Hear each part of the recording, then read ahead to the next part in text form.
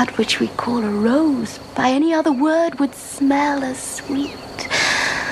So Romeo would, were he not Romeo called, retain that dear perfection which he owes without that title.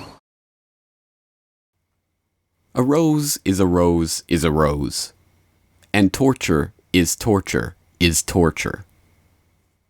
In the immediate aftermath of 9/11, we did some things that were wrong.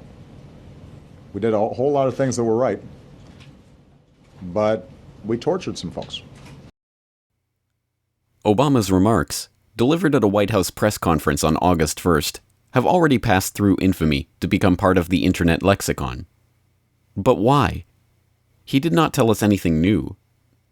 Did not impart any information that added to our understanding of the sexual assault, sleep deprivation, mock executions, forced medications, temperature extremes, or waterboarding that the US military and CIA have admittedly deployed on their captives in the years since 9/11.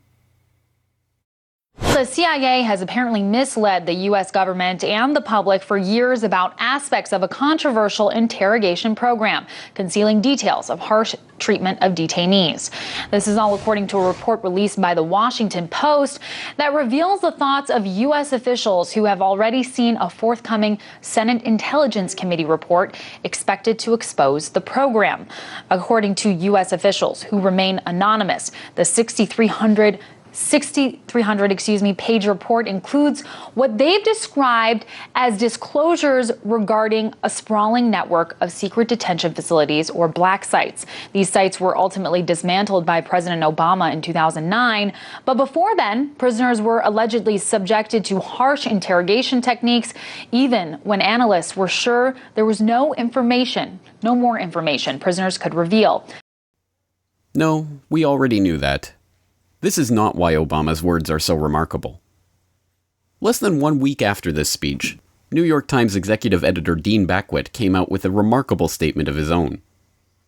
Over the past few months, read the statement, reporters and editors of the Times have debated a subject that has come up regularly ever since the world learned of the CIA's brutal questioning of terrorism suspects, whether to call the practices torture. When the first revelations emerged a decade ago, the situation was murky. The details about what the Central Intelligence Agency did in its interrogation rooms were vague. The word torture had a specialized legal meaning as well as a plain English one. While the method set off a national debate, the Justice Department insisted that the techniques did not rise to the legal definition of torture.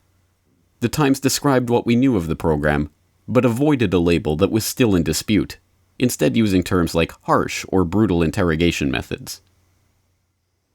The Times claims that its sudden abandonment of the English language over the past decade in favor of tortuous, concocted phrases like enhanced interrogation methods, itself first coined by the Nazi Gestapo in 1937 to describe their own identical torture techniques, was necessary to preserve the distinction between common usage of the word torture and its legal definition.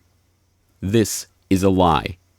The new standard that the Times is using to employ the term, incidents in which we know for sure that interrogators inflicted pain on a prisoner in an effort to get information, is almost word-for-word identical to the definition under U.S. law, specifically 18 U.S. Code 2340, an act committed by a person acting under the color of law specifically intended to inflict severe physical or mental pain or suffering.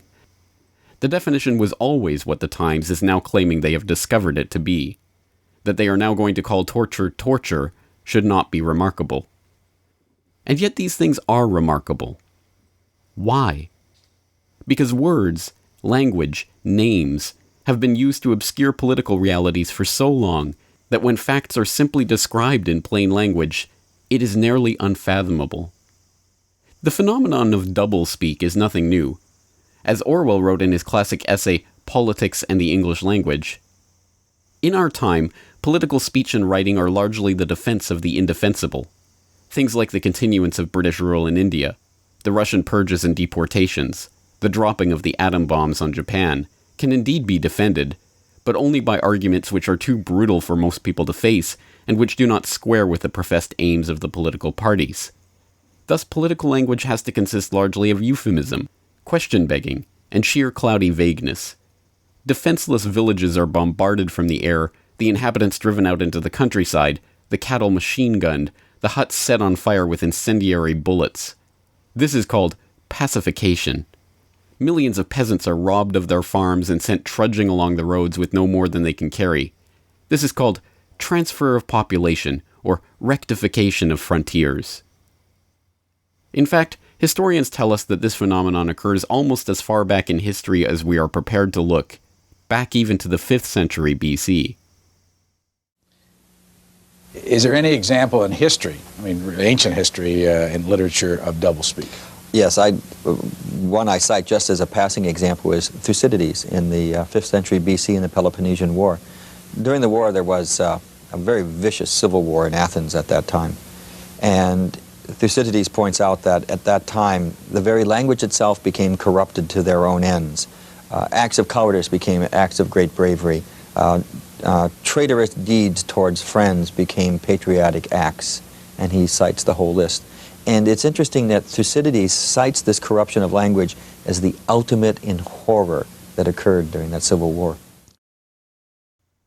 But in our current age, when virtually every act of the criminal and almost universally reviled political class requires this reality inversion, any speaking of the plain truth is a revolutionary act.